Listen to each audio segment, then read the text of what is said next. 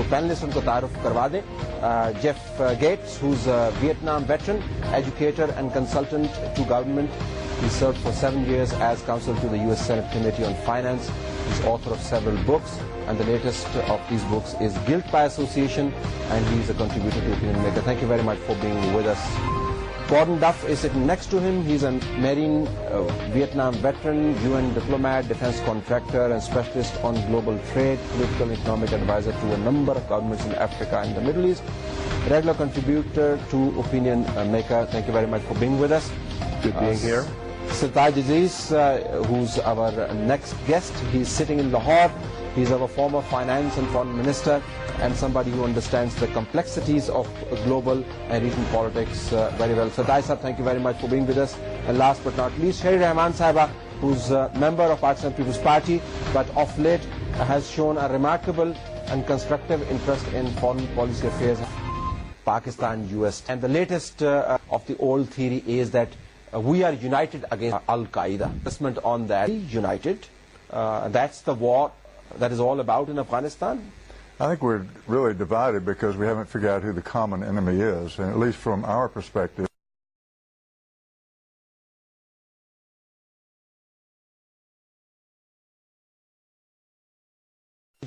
Of the old theory is that we are united against one enemy, and that enemy is Al-Qaeda. Let me hear your assessment on that, that are we really united?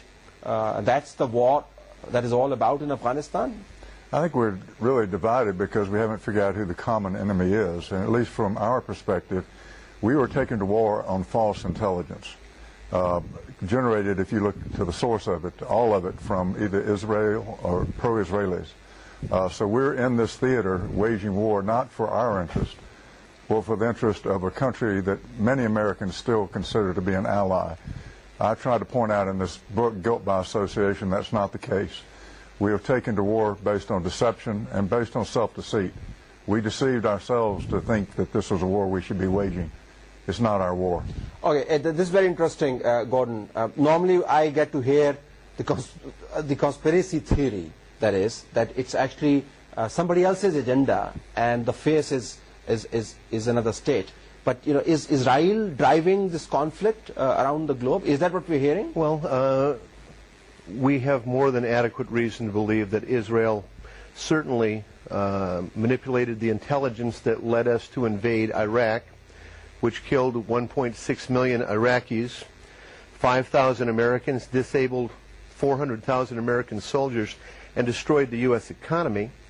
And if you look where you are right now, most of the military force on planet Earth, 250,000 American troops, 4 carrier battle groups, 6 nuclear submarines, 2,000 combat aircraft, enough to conquer the entire Earth, is within 1,500 miles of where we are. If we're hunting Al-Qaeda, you mean the 24 members of Al-Qaeda that there's no proof had anything to do with 9/11? Certainly Osama bin Laden, were he alive today, has never been charged or indicted, nor have we ever found a Al-Qaeda training camp where people practiced taking over airliners or grounding the NORAD defense system in the U.S. or whatever was necessary to have created this 9/11 issue. Essentially, the idea that there is a war on terror, living in the U.S., it's become more than clear to us that it's simply a segue of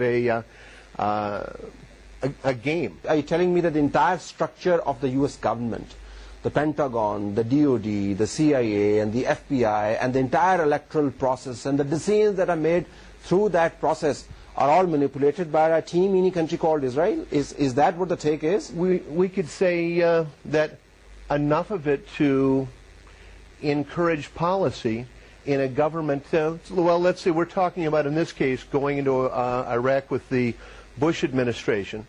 I'm saying that the Bush administration was a regime that represents, to me, a coup d'etat overthrowing the American democracy. Now you have another administration. I mean, it's not exactly a coup d'etat. It should have gone back to the rails of democracy. What they landed in a collapsed economy, 2 wars, And as Jeff, how much difference do you believe there is between the Bush administration and the Obama administration? There's been very little. I mean, Secretary Gates, no relationship, but he coined a very useful term. He said, when you're waging unconventional warfare, he said the most challenging combatant is the people in between me as an American and the facts I needed for informed choice was a media that is largely controlled by pro-Israelis. I could not get to the facts I needed to know whether it was my war or someone else's war. Sheikh Salman, we have been hearing that it's our war, and we are united with the United States of America in fighting this war. Here are these two gentlemen who are saying, not really. I mean, we're not even too sure why we're fighting this war.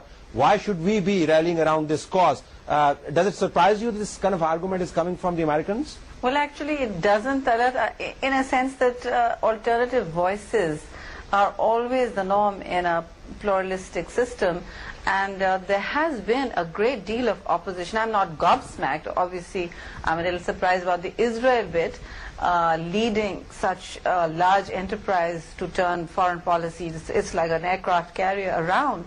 But I'm not actually flawed by the sense and the talk that the United States has been brought and pulled into a war that is not popular, that is not necessarily profiting the security of the United States and obviously homeland security.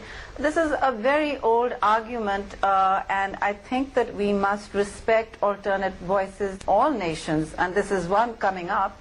And obviously it's of great interest to Pakistan, because when Talat, you say that this is our war, we have a different issue at home. We have a war that has grown out of proximity not just to Afghanistan, but also to our own jihadist elements, to insurgents, to terrorists. They're of a different variety that have been radicalized since the 1970s, and you know the history of the proxy jihad we fought with the Mujahideen against the Soviets, and resistance in that has radicalized an entire generation of Pakhtuns, non-Pakhtuns, foreigners who have landed. Okay. So Talat, your take on this. I mean, how different is the war that we're fighting from the war that is being questioned? The alternative point of view is before you, back in the U.S.